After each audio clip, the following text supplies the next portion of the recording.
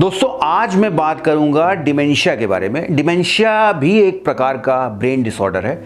इसकी खोज सबसे पहली बार जर्मन डॉक्टर एलोइस अल्जाइमर ने की थी, तभी से इसका नाम अल्जाइमर्स डिमेंशिया पड़ गया है।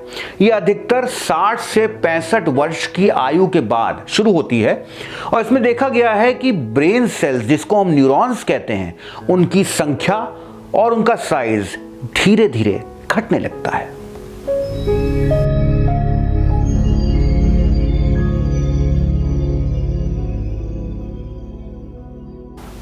डिमेंशिया का एग्जैक्ट कारण अभी भी मेडिकल साइंस को नहीं पता है।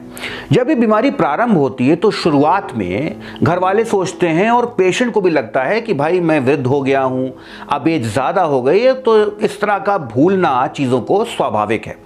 पर धीरे धीरे ये देखा जाता है कि ये भूलने की समस्या बहुत भयावह रूप लेने लगती है और जब ये भयावह रूप लेने लगती है तब घर वालों को और पेशेंट को लगने लगता है कि ये कोई बीमारी हो गई है।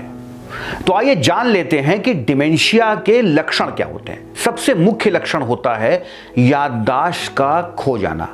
पेशेंट में रीसेंट मेमोरी कम हो जाती है, यानी कि जो हाल की मेमोरी है, जो अभी की बातें हैं, वो पेशेंट भूलने लगता है, लेकिन रिमोट मेमोरी, जो पुरानी याददाश्त है, वो इंटैक्ट रहती है।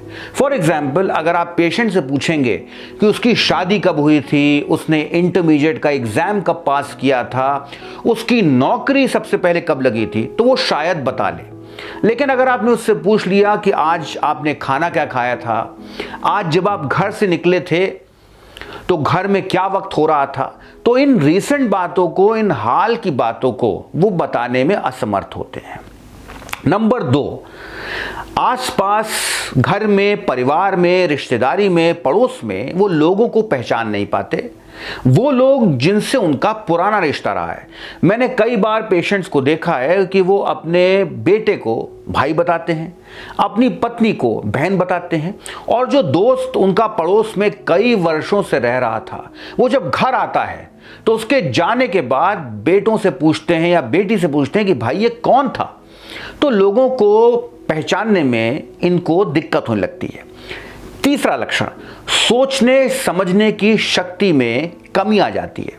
उदाहरण के तौर पे, अगर कोई पेशेंट जो कभी किसी समय राजनीति में बहुत रुचि लिया करता था, आज जब मैं उसको किसी राजनीतिक पहलू पर कुछ समझाने का प्रयास करता हूं तो उसकी कुछ भी समझ में नहीं आता, उसकी सोचने समझने की शक्ति लगभग समाप्त होने लगती है। चौथा लक्षण, सिंपल कैलकुलेशंस भूलने लगते हैं। अगर आप इनसे किसी भी हिसाब के बारे में पूछें तो वो ठीक से बता नहीं पाते। घड़ी का, वॉल क्लॉक को देख करके उसका सही समय नहीं बता पाते। लक्षण नंबर 5, ना तो ये आपके जो फैमिली मेंबर्स हैं उनके चेहरे के भाव को समझ पाते हैं, और ऐसा भी है कि जब आप इनको देखेंगे तो इनका चेहरा भी बिल्कुल स्टोन फेस होता है। इनके चेहरे पे भी कोई एक्सप्रेशंस नहीं होते, इमोशंस नहीं होते। उदाहरण के तौर पे, अगर आपने इनको कोई पॉजिटिव बात बताई या कोई दुख भरी खबर बताई तो ये दोनों पर इनका चेहरा बिल्कुल स्टोन फेस होता है। इनकी रिस्पॉन्स में कोई भी इमोशंस नहीं होते। एडवांस स्टेजेस में ये इतना भूलने लगते हैं कि ये सुबह उठने के बाद ये तक नहीं बता पाते कि इन्होंने ब्रेकफास्ट किया कि नहीं किया। ब्रेकफास्ट करने के कुछ घंटों बाद कहते हैं कि मुझे ब्रेकफास्ट करना है। नहाने के बाद कहते हैं कि मुझे नहाना है। ब्रश करने के बाद कहते हैं कि मुझे ब्रश करना है। ये बिल्कुल मॉर्निंग एक्टिविटीज़ को भूल चुके होते हैं। इसको हम लोग मेडिकल टर्म में कहते हैं activities of daily living hampered. जो रोज़मर्रा के कार्य होते हैं, जैसे कि नहाना, ब्रश करना, अपना देखभाल करना, अपने कपड़े पहनना, इसको भी धीरे धीरे ये करने में असमर्थ होते हैं। इन पेशेंट्स के साथ हर वक्त एक डर बना रहता है, स्पेशली फैमिली मेंबर्स में, कि अगर ये बिना बताए घर से कहीं दूर निकल गए और वहाँ पे कोई जानने वाला नहीं हुआ तो ये बता भी नहीं पाएंगे कि इनके घर का रास्ता कहाँ है, इनके घर का एड्रेस कहाँ है। और कई बार ऐसे बुजुर्ग इसी वजह से लापता हो जाते हैं।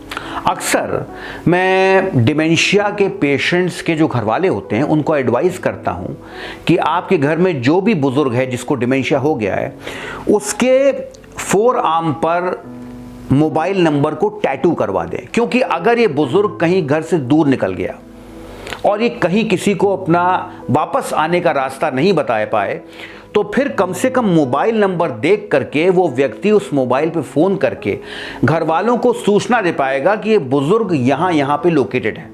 तो ये एक बहुत ही सटीक तरीका है जिसके माध्यम से आप अपने बुजुर्ग व्यक्ति को ढूंढ सकते हैं।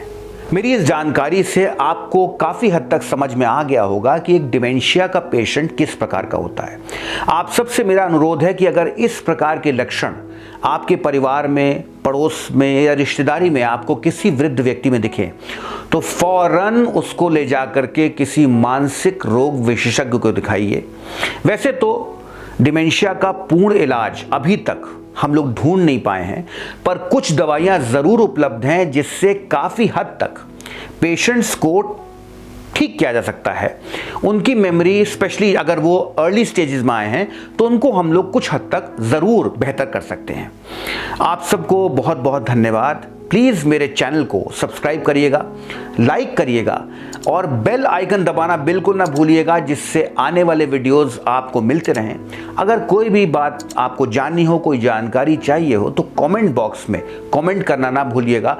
मैं आपको प्रयास करूंगा कि आपकी समस्या का हल नीचे लिख दूं।